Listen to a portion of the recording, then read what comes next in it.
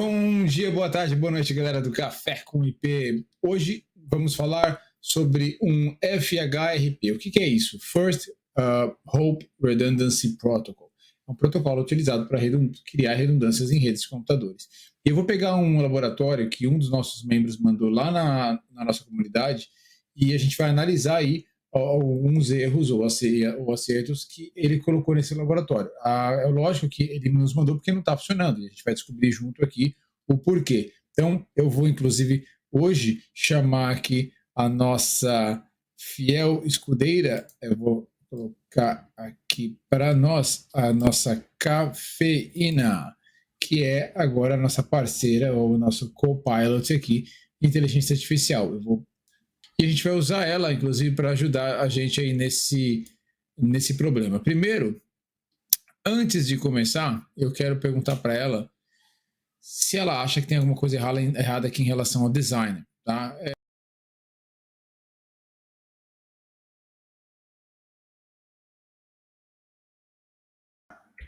Vamos lá.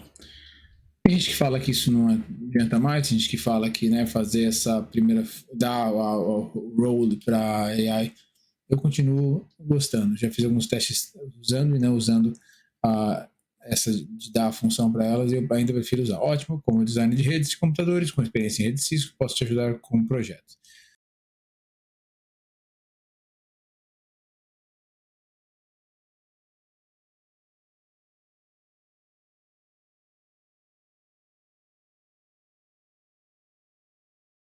Ali. Ele está falando ali qualidade.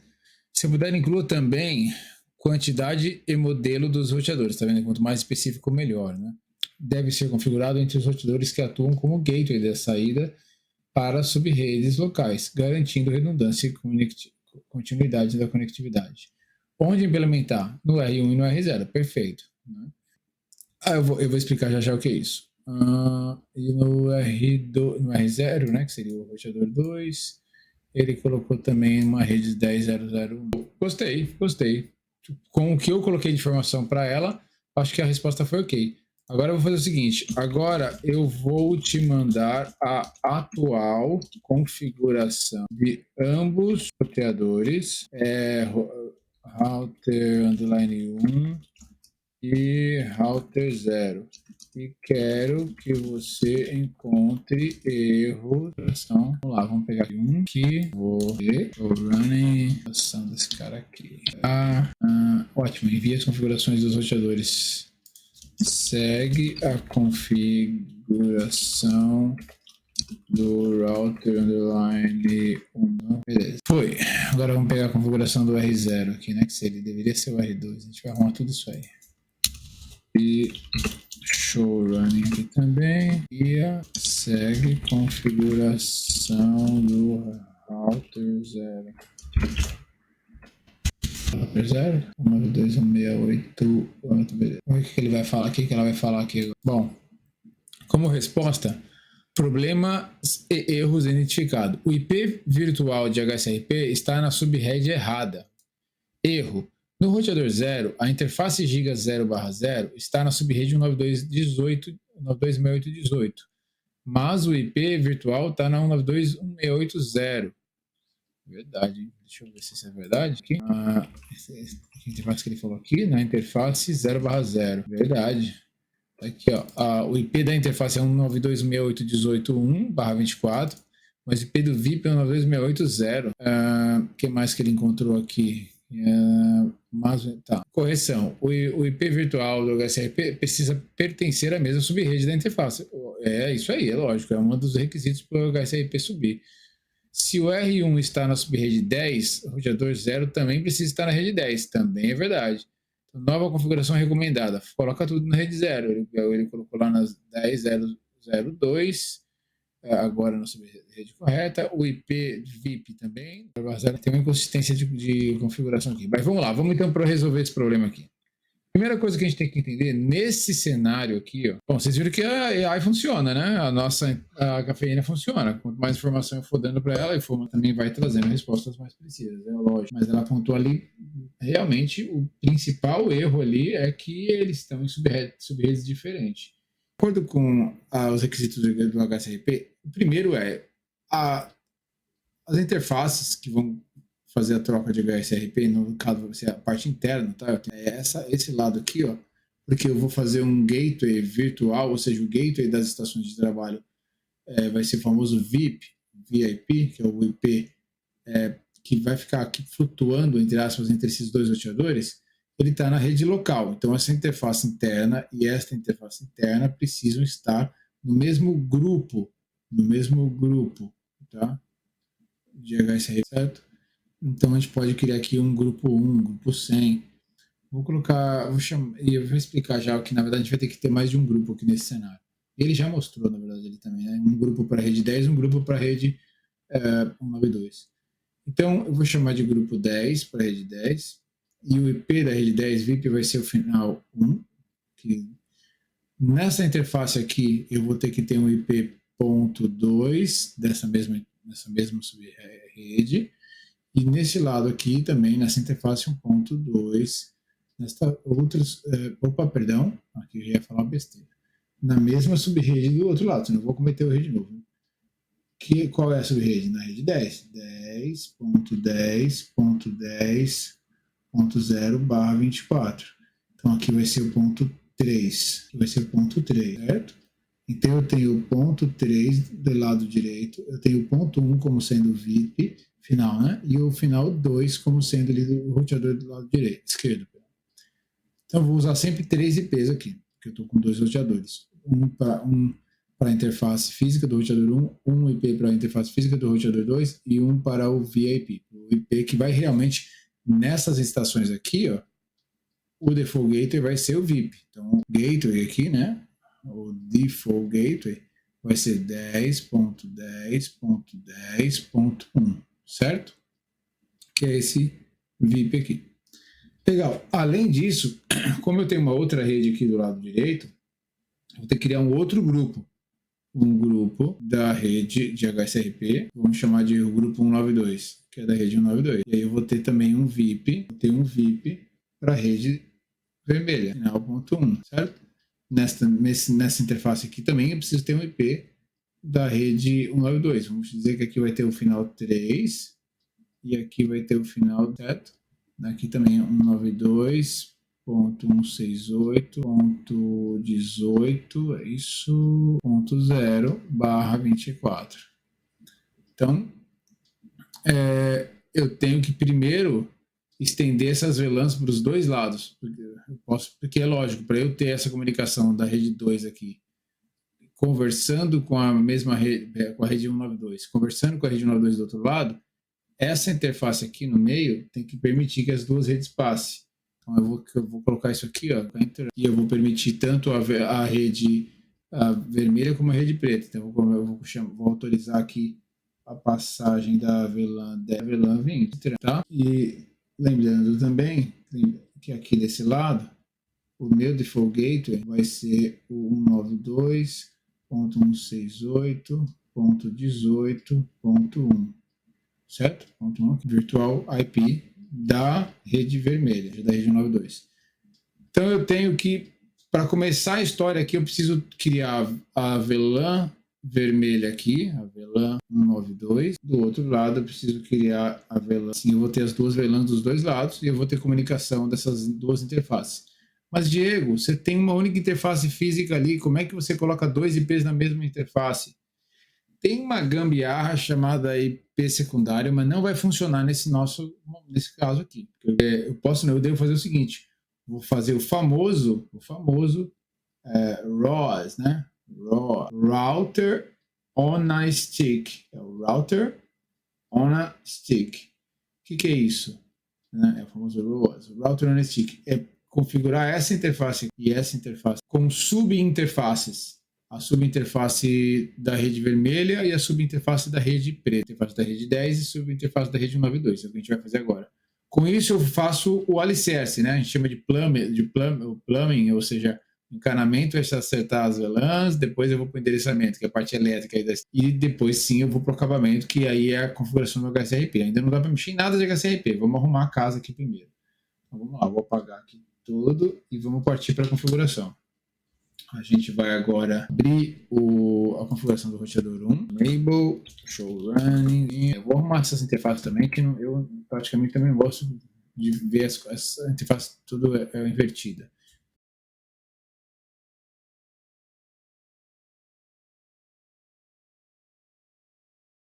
Certo? Bom, agora eu já posso tirar essa bagunça com os labels das interfaces. Tira daí, pronto. Fica mais limpo, né? Bem melhor, certo? Até para a gente fazer troubleshooting se precisar, vai ficar mais fácil. Bom, então vamos partir aqui. Switch 1. Vamos confirmar as VLANs. Eu tenho que ter a VLAN 10, que está aqui desse lado, mas tenho que ter também a VLAN 192, que está do lado direito. Vamos confirmar isso aí aqui agora. Eu volto com a interface sempre que precisar. Então, vamos lá. Já está configurado, eu vou deixar o exemplo de os arquivos de configuração aqui embaixo desse vídeo, tá? Show VLAN brief. Eu tenho a VLAN 10, onde inclusive todas as minhas interfaces da Fast Ethernet da 1 até a 24 estão associadas a essa VLAN. E eu tenho aqui embaixo a VLAN 192, que não tem ninguém aqui na VLAN 192, até porque ela pertence a outro escritório, mas eu quero sim que ela passe aqui, eu preciso que ela passe por aqui para eu ter a redundância ali de nível 3 do roteador, né? Então, vamos lá. Interface está criada, show interface trunk agora. Show interface trunk está mostrando para mim, vou botar aqui as interfaces, está mostrando para mim que tanto a interface 0/1 como 0/2, então, ou seja, essa interface que vai para o roteador R1, como a interface que vai lá para o outro escritório, né, o switch 02, estão em trunk e com as VLANs sendo permitidas aqui. Tem outras features de melhoria de segurança, eu não vou entrar em contato aqui, porque não é o objetivo do vídeo agora, tá bom? Vamos partir para o switch 02 e ver se está tudo certo também. Vamos só tirar essas interfaces. Switch 02. Show VLAN brief. Também está ali a VLAN 1 e a VLAN 192, só que agora é ao contrário, né? A VLAN 1, perdão, a VLAN 1 e a VLAN 10. A VLAN 10 não tem ninguém usando ela ali, mas ela vai ser permitida passar no trunk. Ao contrário do site verde, eu tenho a VLAN 192 com todas as portas aqui associadas a ela. Show. Vamos ver agora o show trunk. Show interface trunk.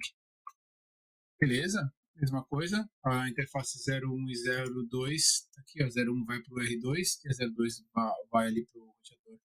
Perdão, para o switch 1 da rede verde. Né? Então tá tudo certinho aqui. Ó. Todas as VLANs que eu tenho estão sendo permitidas passarem aqui por esses dois trunks. Show. Agora partimos para o roteador R1. Em R1, deixa eu tirar aqui de novo isso aqui. Em R1, nós temos show interface, show IP interface, primeiro lugar, show IP interface briefing. E podemos ver as interfaces que estão up e os seus respectivos IPs. Eu tenho aqui no R1 a interface, faltou a giga 0 que está aqui desse lado. Então, a giga 0, que é a que tem as subnets, né? A giga 0 está up, mas ela tem a 0/0.10, que tem o IP da rede 10, da VLAN 10, 10.0.0.2, e tem a subinterface 0/0.192, que tem um IP da rede 192, que inclusive é lá da rede azul, né? Esse lado aqui azul. Então, tudo certo aqui. Tenho também um IP na interface 0/1, que é essa interface de trânsito entre o R1 e o R1 de backbone, tá? É 2221, tá? Nessa rede 2220 aqui. É uma interface de trânsito. Eu tenho uma loopback também, 100.100.100.2. Para que isso, pessoal? Eu já vou explicar para vocês. Essa loopback está aqui só para servir como router ID do OSPF, tá bom? Deixa eu voltar isso aqui para cá. Então, tá tudo certo aqui, aparentemente, pelo menos com relação às interfaces no R1. Vamos olhar agora a configuração em R1. Show. Agora vamos olhar para os IPs do R2. Vamos aqui em R2 e vamos fazer o seguinte. Show IP int brief. E vamos agora olhar as interfaces. Vou colocar para cá, volta. Beleza. Giga 0/1 é lá para que está indo lá para o backbone, está com outra rede de trânsito, que é 10.4.10, perfeito. E a Giga 0/0 também está com subinterfaces aqui. A subinterface 10 tem o 10.0.0.3 configurado nela. E a subinterface 10 Giga 0/0.192 tem IP 192.168. Não, 192.168.18. No 2018.18.3. Tá? Do lado do R1 é o ponto 2, do lado do R2 é o ponto 3. Por quê? Porque o ponto 1 a gente vai deixar para VIP, né? O VIP do HSRP. Tanto o ponto 1 da rede 10 como o ponto 1 final. Quando eu falo ponto, é o final, né? O final ponto 1 da rede 10 e o final ponto 1 da rede 192 serão usados como VIP. Consequentemente, serão usados como default gateways lá nas estações. O 192.168.18.1 será o default gateway da rede azul e o 10.0.0.0.1 default gateway dos equipamentos da rede verde, certo? Então aqui também tudo certo. Tem uma loopback ali também. Também a gente vai explicar já que é para o OSPF. Para diferenciar esse roteador aqui. O 10 é o router ID do OSPF, está usando esse 100.100.100.3 aqui. E para finalizar, vamos olhar agora o R1 aqui, o backbone R1, lá em cima, o roteador. E a gente vai show IP brief. Vamos olhar aqui, ok. A gente tem a interface Giga 0/2 aqui para o lado esquerdo. Deixa eu ver se eu coloquei ela lá. Isso, 0/2 aqui para o lado esquerdo, fazendo trânsito com R1. Então tá aqui, ó, 2.2.2.2, né, 2.2.2.2. E eu tenho a 0/0 aqui do lado direito, ó, fazendo trânsito com o R2, certo? Fazendo trânsito com o R2, tá aqui, ó, 0/0, que é a rede 10.4, tá aqui, ó, 10.4.10.1. Não foi eu que escolhi esses IPs, tá? Já vieram assim como laboratório. E eu sugeriria sempre fazer um plano de endereçamento, não misturar muito endereçamento, né, no momento de redistribuição, por exemplo, não fica legal. Mas tudo bem, é o que tem aqui hoje, vamos trabalhar com o que tem aqui. Certo? Por fim, eu tenho uma rede 2, uma rede 1.1.1.1, que é lá em cima já, ó. Essa rede de trânsito entre o R1 backbone e o R2 backbone. Tá? Uma barra 30 aqui, dois IPzinhos, 1.1.1.1 e 1.1.1.2 do outro lado ali do R2 backbone. Show! Tá certo aqui também. Agora a gente vai revisar o OSPF. Tá todo mundo na mesma área aqui, você pode perceber que tá todo mundo na mesma área. O que eu aconselharia você fazer, pessoal, é o seguinte, deixa eu tirar esses números aí da minha cara. Quando a gente fala de OSPF, eu vou ser simples aqui, né? Aquela velha história, o bom é inimigo do ótimo, então o feito é melhor que perfeito. E isso é válido também em design de redes. Então, numa rede como essa, eu colocando ali, existem, lógico, de novo, como eu falei lá, tanto para a rede local, agora a rede WAN, também existem features, configurações para você fazer e melhorar a parte de segurança, que eu não vou entrar aqui no assunto agora. Mas falando de OSPF, se você colocar as interfaces que você está trabalhando dentro da área zero, dentro do mesmo processo OSPF, os roteadores vão conversar e vão trocar os famosos LSAs, vão trocar as tabelas de roteamento, e o SPF vai funcionar. Eu aconselho, tá, que você trabalhe com o SPF por interface. Tá? Por quê? Dois motivos. Quando a gente está falando de configuração do SPF, você pode configurar ele no modo global, que seria isso. Vou colocar aqui um show run e vou mostrar para vocês. Vamos começar pelo R1 aqui. Tá bom? Mas a gente não vai falar de HSRP, calma. Temos o Layer 1, que é a conectividade, o Layer 2, que são as VLANs, Layer 3, que são os IPs, né? E agora, incluindo o protocolo de roteamento. Depois que a gente terminar o protocolo de roteamento, a gente vai para a cereja do bolo, que é o HSRP, certo? Então, assim, se você olhar, falando de OSPF, se você olhar a configuração de um roteador, você pode ter o OSPF aqui, ó, que a gente chama de modo global. Ele tá, eu entrei no roteador, coloco aqui, configure terminal. Vou entrar no modo de configuração do roteador através do terminal. É isso que eu estou falando do roteador aqui. Agora eu posso entrar em diferentes submodos de configuração. Eu tenho um módulo de configuração global, onde eu vou fazer uma configuração e ela vai afetar a caixa inteira. Provavelmente toda a caixa. Ela pode afetar todo o equipamento. eu posso entrar em modo de configuração de interface, vai afetar somente aquela interface, né? E o que eu posso fazer aqui com o SPF é exatamente isso. Eu posso colocar aqui, por exemplo, router com SPF 100, que é o processo que eu escolhi, o número que eu escolhi para essa instância, para esse processo SPF rodar aqui. E ali dentro eu posso fazer algumas configurações. Eu poderia colocar ali, além de eu ter fixado o Router ID, que é muito bom você fazer isso, porque o Router ID é a identificação do teu roteador dentro dos processos do SPF, para dentro das quando você for fazer troca de tabela, quando você for fazer recálculo. O Router ID é super importante, vai aparecer ali em todo o cenário quando a gente fala de troca não é nem de tabela, eu não posso nem falar isso, né? Na porta de atualizações da tabela de USPF.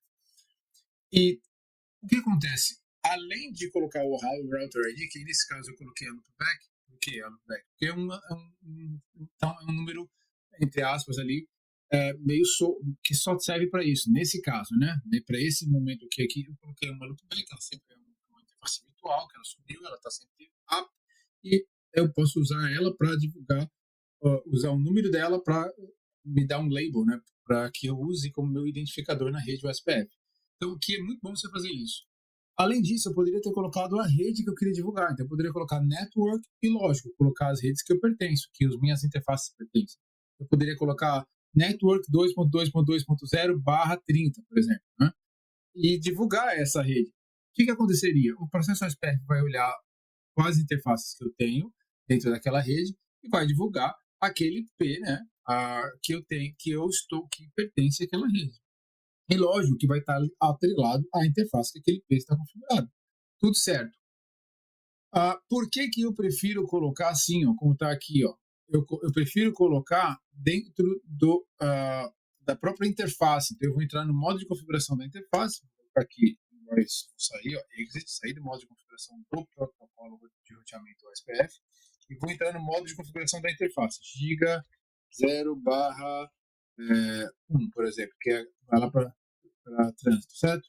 E aqui eu coloco IP OSPF, e aqui, como está aqui em cima, eu posso colocar a prioridade que eu quero que aquela porta tenha, eu posso colocar, aí lógico, né? Eu preciso colocar o processo OSPF, a área que ele vai trabalhar. Então, aqui, por exemplo, IP OSPF 100, área 0. Pronto, eu estou dizendo que aquela interface, consequentemente o IP que está ali, vai ser divulgado dentro do processo OSPF 100 para roteadores que estejam nesse mesmo processo, nessa mesma área. Então ele vai bater essa informação lá, o hello, quando você vai trocar, não vou entrar no detalhe agora sobre o SPF, mas ele vai usar essa informação para ver se eu consigo fazer vizinhança com outros roteadores e, consequentemente, trocar informações sobre a minha tabela de roteamento. E por que eu gosto de fazer isso, de colocar na interface? Os melhores, assim, livros de design falam isso por dois motivos. O primeiro é que você fica mais fácil, na minha opinião, tá? Isso aí é a minha opinião, fica mais fácil você fazer um troubleshooting, você vai olhar na interface onde aquela interface está configurada. Não que você não possa executar milhões de diferentes comandos para identificar que aquela interface está naquele processo SPF, naquela área, mas o famoso showrunning aqui, ou até em outros fabricantes, você vai olhar, pum, já sei, essa interface está no processo 100, área 0. Você pode ter uma outra interface no mesmo processo em outra área, ou em processos diferentes na área 0, tá? E aí eu acho que fica muito mais rápido para você troubleshooting. Segundo, tem uma coisa importante, tem que tomar cuidado quando você tem redes broadcasts, por exemplo, que a gente tem aqui, ó. Por que eu coloquei aqui, inclusive, aqui em cima nem era tão necessário eu colocar esse comando aqui, o IPSPF Network Point to Point, mas embaixo tá? Por quê? Porque aqui em cima, perdão, porque eu preciso, na verdade, deixa eu até colocar aqui, tá aqui, ó. Inclusive eu tenho que colocar, ele não tá ali ainda, vou até colocar. Desculpa, esse comando não tem em subinterface, é por isso que eu não consigo colocar aqui, tá? Porque é uma subinterface. Mas quando você tem o que é isso, tá? Quando você tem uma interface, imagina eu tenho aqui a giga 0/0, e ela tá ligada num switch, ou seja, ela tá ligada nesse domínio de broadcast dentro de uma VLAN. Então eu teria ali a VLAN 10, um exemplo, tá? Se eu não tivesse subnetado aqui, por exemplo, mas essa VLAN 0, essa rede 0 aqui, ó, não vai desenhar, né? imagina que eu tenho aqui, ó, essa interface giga 0/0, ela não estivesse em trunk, estivesse em acesso ligada nesse switch aqui, como ela está agora, mas numa porta de acesso na VLAN 10, certo? Ou seja, todas as portas da VLAN 10 receberiam os meus advertisements do SPF. Então, o que acontece? Basicamente, como o SPF é um protocolo muito antigo, e a gente não tinha tanta banda como a gente tem hoje, quando a gente tinha um cenário assim, eu tinha vários roteadores ligados aqui no mesmo switch ou no mesmo domínio de broadcast, né? Porque imagina que eu tenho um trunk aqui, eu tenho aqui, ó, opa, deixa eu fechar isso aqui. Né? Esse trunk faz com que o meu hello bata nesse switch aqui, vá para o outro switch, chegue nesse R2 também. Então, no fundo, o R2 aqui, se estivesse na VLAN 10, que está, mas está subnetado aqui, uma subinterface, né? Mas vamos imaginar que não estivesse direto na VLAN 10 aqui, ó, certo? Em acesso, sem trunk, só conectado na VLAN 10 direto. Qualquer hello que este R1 enviasse, chegaria, e ainda chega nesse cenário aqui meu, né? Chega lá no R2 e vice-versa. R2 chega no R1. Aí você imagina o seguinte: para cada protocolo, para cada roteador dentro de um processo SPF, há todo um processo, uma máquina de status para gerar, para que a gente faça a troca de tabela de roteamento. Só que vocês concordam que se eu tivesse vários roteadores aqui, ó, a tabela de roteamento dos roteadores que estão no mesmo domínio de broadcast, na mesma VLAN, literalmente é a mesma. Por que é a mesma? Em relação a caminhos, tá? Que eu quero dizer, tá? Porque tá todo mundo ligado no mesmo switch. Tá? Imagina que mesmo que eu tenha um trunk, isso aqui é um switchzão, ó. Isso aqui é um switchzão. Certo? Um switchzão. Vou tentar fazer os big switch aqui. Então, se eu começo a ligar roteador aqui, todo mundo tá ligado no mesmo switch. Então não faz muito sentido, porque o caminho é um só para chegar nos outros roteadores. Eu só tenho um caminho. Né? Tenho 100 roteadores. Do roteador 3 para chegar no roteador 99, só tem um caminho. Então não faz sentido eu ficar gastando processamento e banda desse switch aqui, né? Com esses roteadores. E lembrando que antigamente os roteadores não tinham essa memória toda que os roteadores têm hoje. Então o que a galera fez? Os caras resolveram fazer o que a gente chama de eleição de DR e BDR. De novo, não vou entrar aqui no SPF, mas literalmente é você falar, bom, só um cara vai ficar trocando informação, ele é o manda-chuva e vamos deixar um outro aqui no secundário, talvez esse cara. Então, vamos ficar assim, esse cara aqui é o DR, Designated Router, esse aqui é o BDR, Backup Designated Router. Qual a função dele? Literalmente se você começar a encher aqui de roteadores, as trocas vão sendo feitas só com esse cara aqui, não fica com todo mundo. Então você economiza banda, economiza memória de CPU dos equipamentos. Tá, e o que eu quero dizer com isso? Onde é que eu quero chegar com isso? Eu quero dizer que naquela configuração que eu mostrei aqui para vocês, é por isso que a gente coloca ali, inclusive eu mexi ali na prioridade, mas é só porque tem uma rede broadcast aqui embaixo. Ó. Então é por isso que eu coloco aqui neste caso falando que é uma rede ponto a ponto, só para ele dizer que ó, essa interface está ligada com outro equipamento, né, ponto a ponto. Entendeu? O que eu quis dizer? Tipo um /30 aqui, né, por exemplo. E outra coisa, eu vou colocar aqui a priority para que eu eleja um BDR. Então, quanto maior a prioridade, maior a chance de ele ser o DR da rede. Então, só para vocês entenderem. Vocês notaram então, por que fica mais fácil eu configurar tudo na interface? Olha só esse tanto de informação que eu acabei falando para vocês de OSPF. Se eu não tivesse colocado configurado, se eu tivesse configurado, porque o IP OSPF Priority, esse Network Point-to-Point, isso tem que ser feito na interface, não tem jeito. Mas as outras configurações de qual é o processo OSPF, qual é a área que aquela interface pertence, né, aquela rede, eu posso colocar em modo global. Então você vê como fica mais difícil de fazer troubleshooting, de entender o que foi feito. Então eu recomendo fazer tudo na interface. Tá? Então fica aí uma super dica para vocês. Eu fiz isso aqui, coloquei na interface, então se vocês notarem, eu coloquei para a rede 10, a gente colocou aqui a interface com prioridade de 255. Por quê? Diego, mas o que é isso? Que eu não quero que esse cara porque eu quero que esse cara seja o DR para a rede 10. Eu quero que ele seja eleito o DR da rede 10 no momento da eleição. também quero que essa interface esteja no processo 100, a área 0. Aqui já é do HCP, a gente já volta com ela, tá?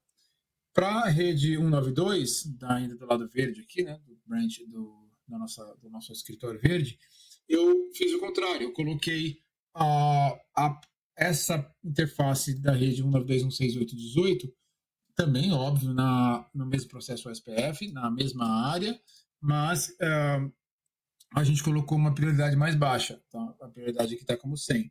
Do outro lado, ela está como 200, então eu inverti. Se eu abrir agora aqui o R2, ó, você vai ver que a gente tem exatamente o inverso em relação à prioridade, mas a mesma configuração em relação à área e processo SPF. Então eu tenho aqui na minha interface 0/10, a prioridade aqui é 100, lembra que lá do outro lado era 255, está no mesmo processo SPF, óbvio, está na mesma área aqui, ó, para poder funcionar, certo? Agora a 192 eu inverti, a 192 ela está com uma prioridade mais alta, ou seja, esse vai ser o DR para essa rede aqui. E, lógico, sempre no mesmo processo SPF, na mesma área aqui, para que eles possam fazer a adjacência. Certo? Então, vocês entenderam por que eu quis fazer a configuração de SPF que não estava faltando aqui, estava com umas rotas default, um SPF só aqui em cima, estava bem estranho. Lógico que lá em cima no R1 Backbone eu também tenho que configurar o SPF. Aqui. De novo, a configuração desse roteador estará aqui na descrição desse vídeo. Opa. Então você tem aqui, ó, de novo, né? Eu tenho aqui as configurações do SPF feitas por interface, certo? Nesse caso aqui, peraí que tem um errinho aqui, que está faltando. Tá faltando eu colocar essa interface. Ó, aqui está faltando uma configuraçãozinha. Eu não, ou pode ser que aqui, ó, vamos ver, talvez eu deixei como ele deixou. Pode ser que aqui esteja no modo global. Ah, tá, ó, de propósito. Isso aqui acho que eu fiz, se eu não me engano, eu fiz de propósito. Aqui tá diferente, ó. Olha como é mais difícil, eu acho, mais complexo, viu? Eu já me embananei aqui, né? Eu já fiquei meio travado. Por quê? Porque eu tenho parte da configuração do SPF, que é só a parte de prioridade, né? E se ele está numa rede ponto a ponto, porque aqui é um broadcast também. E a outra parte, que é o principal, inclusive, eu estou dizendo qual é a rede que vai ser divulgada no SPF, está no modo global. Eu fiz de propósito para deixar as duas formas para vocês entenderem. Tem duas formas de SPF. Lá no Backbone está configurado no modo global, lá em cima nos offices estão configurados por interface. Tá vendo aqui, ó? Tá?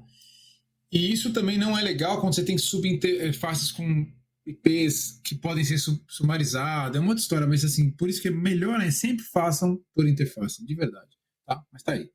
Então, o SPF funcionando, a gente pode só confirmar aqui, batendo aqui no R1, vamos ver as redes que ele conhece.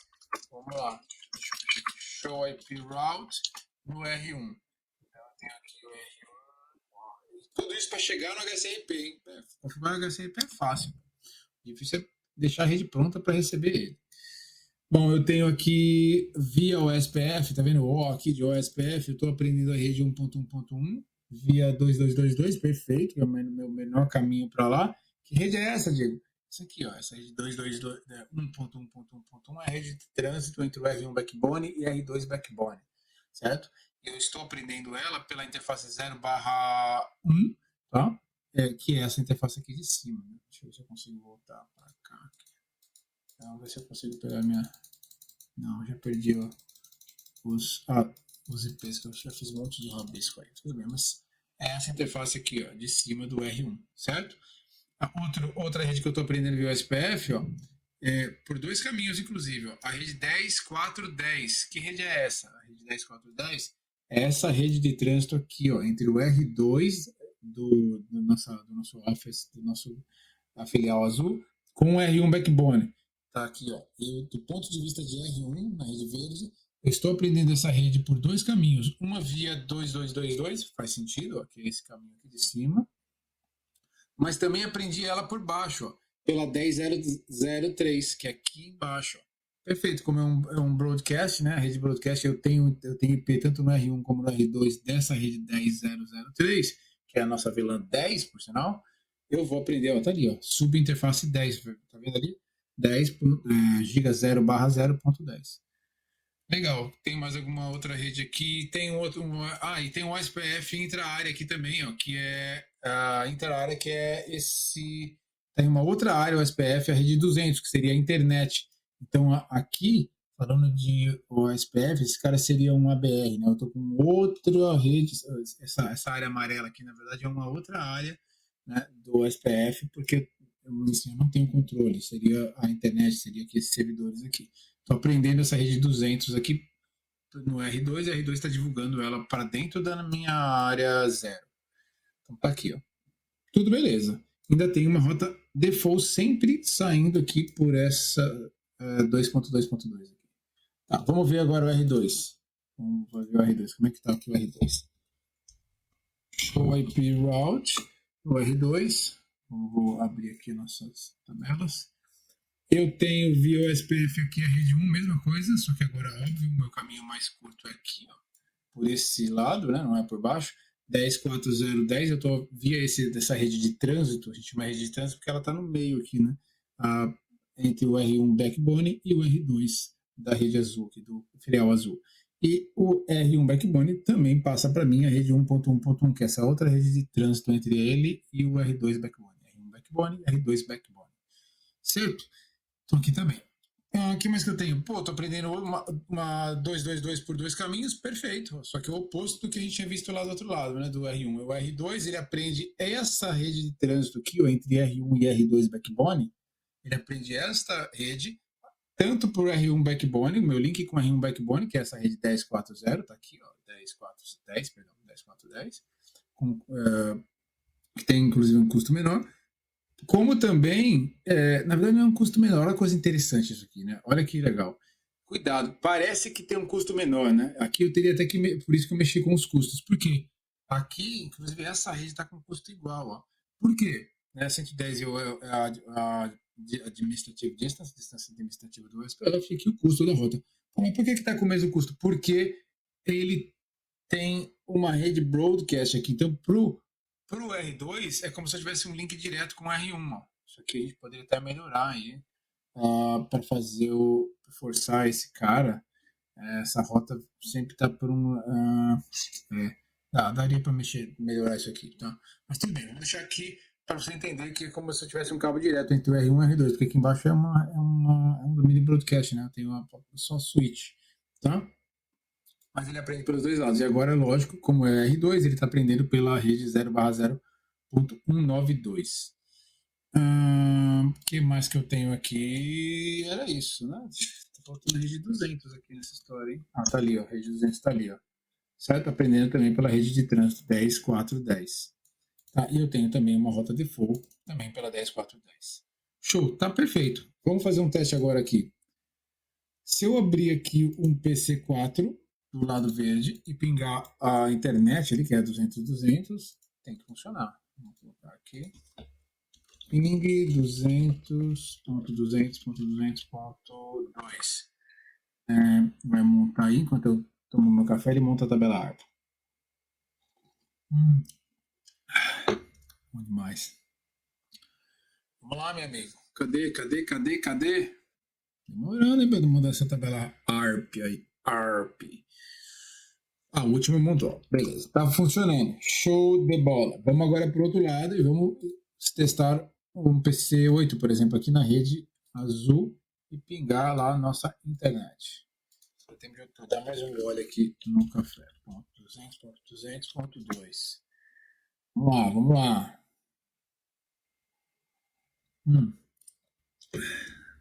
Foi. Show. Perfeito. Agora o que eu vou fazer? Eu vou configurar o HSRP. Na verdade já está ali, eu vou só mostrar para vocês, tá? O que eu vou fazer? Eu vou do lado de R1, vou mostrar aqui o que eu fiz, tá? Como eu tenho duas subinterfaces, eu tive que fazer uma configuração de HSRP para cada subinterface. Então eu tenho a subinterface da rede 10, que é da VLAN 10, está na subinterface 10/0.10. Então ali eu criei um standby 10, tá? Usei até o mesmo número aí, nem sempre dá certo, porque imagina que a pessoa cria uma rede de 200, tá? Mas nesse caso aqui deu, eu usei o mesmo 10 para falar que é da rede 10. E eu coloquei o standby, que é o IP do default gateway que vai ser entregue para os equipamentos, os PCs, né, dessa rede verde aqui. Então, Esse é o VIP. Então tem que estar configurado igual dos dois lados. Isso aqui é o R1, tá? Do lado esquerdo, R1. Eu vou mostrar para você já já. Essa mesma interface Giga 0/0.10 no R2. Tem que estar igual. Nem 100% igual, né? Vou falar o porquê. No R1, eu quero que ele cuide desse VIP aqui. Ele vai ser o ativo do HSRP. Tá? E se você não sabe o que é o HSRP, não entendeu? Eu tenho uma aula aqui, um vídeo falando sobre HSRP. Tá? Então, ele vai cuidar do VIP. Eu coloquei para que ele sempre esteja como ativo, eu aumentei a prioridade dele para 150. O padrão é 100, colocando 150, eu sei que ele sempre vai ser, nesse contexto, nesse ambiente aqui, vai ser sempre o ativo. R1 vai ser ativo para a rede 10, sempre. Coloquei também o preempt, que o preempt ele vai fazer com que quando o R1 voltar, se o equipamento cair, por exemplo, e ele voltar, eu voltarei a ser o ativo. Tá? Se eu não colocasse isso, ele voltaria como standby e somente numa falha do R2, que do outro lado seria o ativo, né? Só numa falha do ativo ele voltaria a ser o ativo. Então ele volta como standby, mas se você tem o preempt, ele fala, não, eu sou preempt, então ele já vai voltar querendo entrar, fazendo o switchover de novo para que ele se torne um ativo, certo? E eu tenho aqui também um track para a interface Giga 0/1. O track ele vai decrementar a minha priority aqui. Então ele vai derrubar a minha priority de 150 para 140. E por que isso?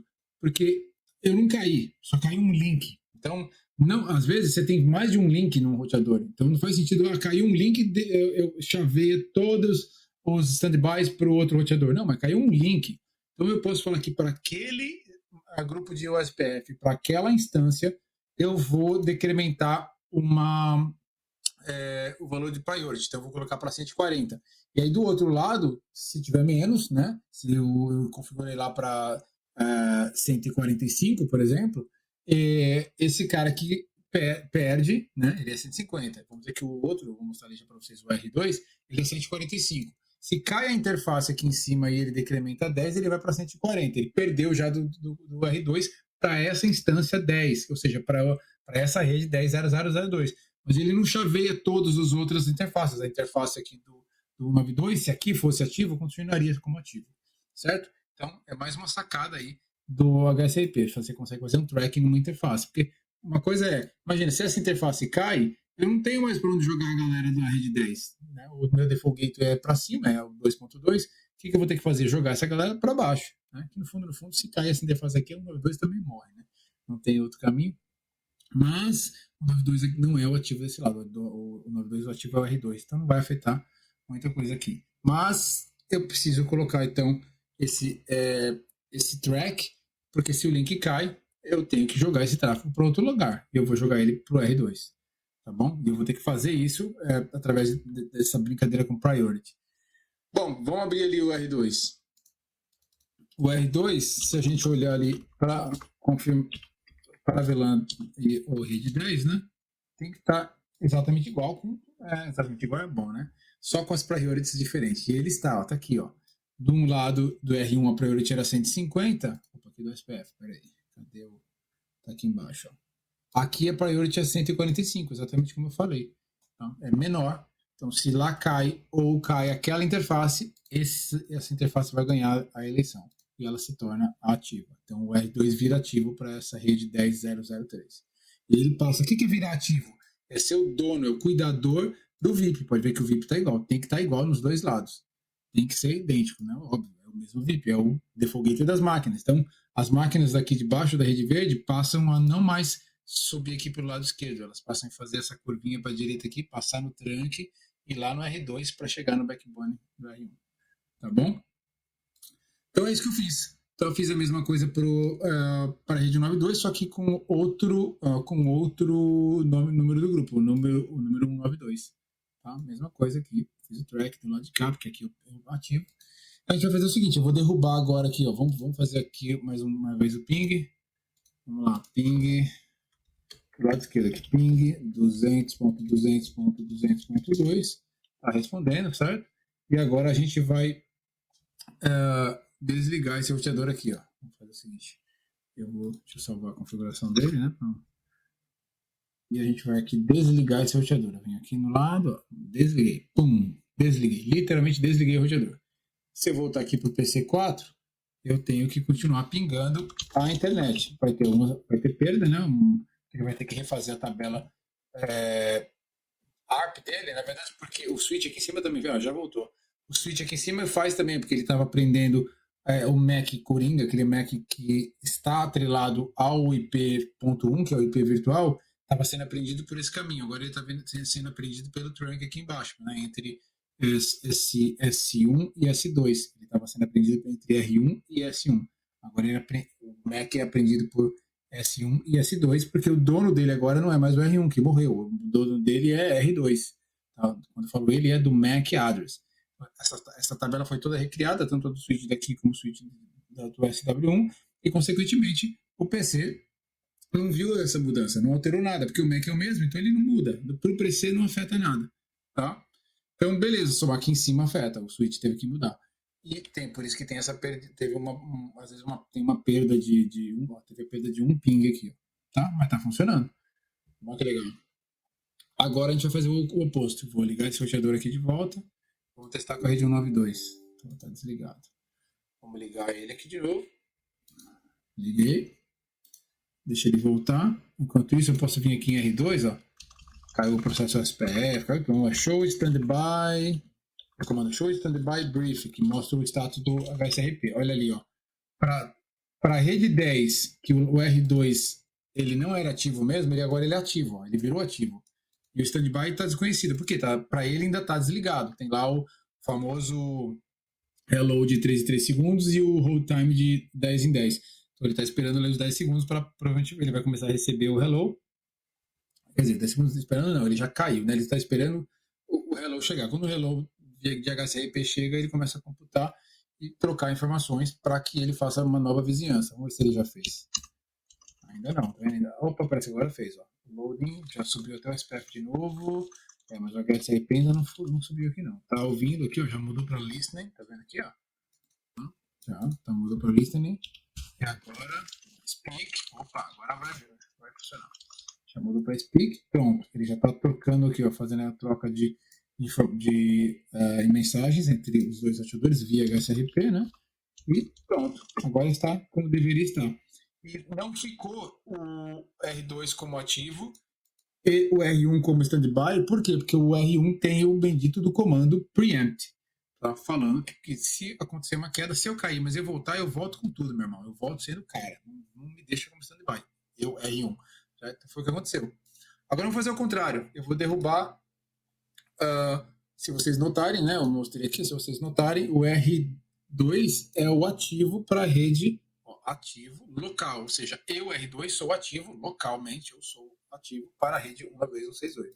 Se eu der um trace route aqui para a rede 200.200.200. Mas aqui não, né? Vamos lá no PC, né? Vou abrir o PC aqui. Vamos ver se ele pinga aqui a rede 200. Está pingando. Se eu der um trace route para 200.200.200.2, ele está indo por onde ele deveria ir. Ele está indo aqui, ó, passando pela 10.4.10. Ou seja, ele está saindo, ele sai do PC, bate no R2 e vai por esse caminho aqui, que é o mais curto. Perfeito. Tá certo. De novo, né? É meio aqui tem um salto. Aqui sim teria um salto a mais para esse lado, do ponto de vista da rede 192, teria um salto a mais, né? Se ele fosse pelo R1. Então, aqui com certeza é o caminho mais perto, é por esse lado aqui entre R1 e R2 backbone. E é o que ele está fazendo. Só que agora eu vou derrubar esse roteador, eu vou desligar ele. Eu vou desligar o R2, a gente vai desligar ele aqui, pronto, desliguei. E vamos tentar fazer o ping de novo. Vamos lá, ping primeiro, já vai perder provavelmente um ping, né? Tá negociando o HSRP, lembra que são 3 segundos para o roteador realmente começar a contar 10, né? São 3 segundos esperando o hello, não chegou, ele começa o countdown de 10, aí ele aguarda os 10 segundos para considerar que aquele roteador caiu. No último voltou, perdeu 3 ping desse lado aqui, já está funcionando. Ou seja, o default gateway, config aqui, ó, o default gateway dessa rede, que é o 192 168.18.1 trocou de dono. Ele continua sendo o VIP, mas quem cuidava dele era o R2, agora é o R1. Vamos confirmar isso? Eu vou entrar aqui em R1, vou abrir o CLI e a gente vai fazer o comando show, vai executar show, standby, brief.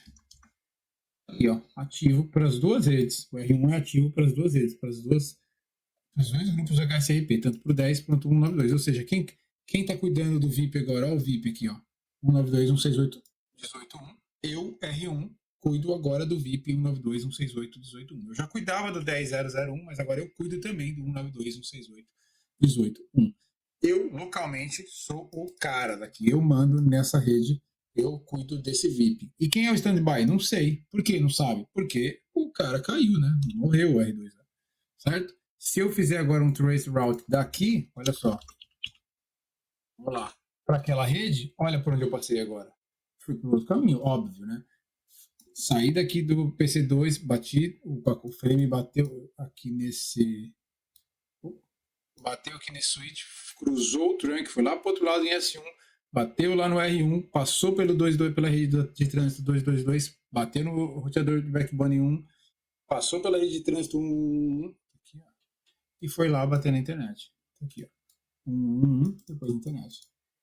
Perfeito, né, galera? Funcionando, tudo bonitinho. Então, tá aí a configuração do HCP. Resolvido o problema aí do nosso membro lá da comunidade. Eu vou ligar aqui de novo o seu roteador. Como eu falei para vocês, está aqui na descrição desse vídeo a configuração, na verdade, de todo o laboratório. O laboratório em si está aqui embaixo, vocês podem fazer o download, assim como um workbook explicando um pouco mais do HSRP, que é um workbook que eu coloco só para quem é membro lá da comunidade, mas eu vou colocar aqui para vocês também que acessarem esse vídeo. Então, eu vou pedir para vocês, então, em troca, para que compartilhe esse vídeo, para que a gente chegue mais pessoas que estejam estudando aí para o CCNA ou estudando para o material Cisco, né? Ou simplesmente estudando matérias de redes, ou estando na faculdade estudando, pode usar esse laboratório. Foi um bom troubleshooting. Obrigado à galera da comunidade.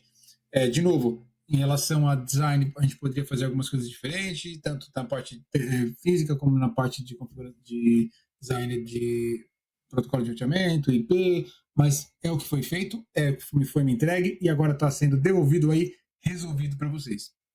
Eu espero que vocês tenham curtido esse vídeo de hoje. Peço que vocês cliquem aqui no sininho para que vocês recebam os nossos próximos vídeos. Peço que você também faça um comentário se você achou que tem alguma coisa que possa ter melhorado, se falei alguma besteira, e compartilhe o nosso canal, tá bom? Fiquem com Deus, força, fé, foco sempre. Um abraço.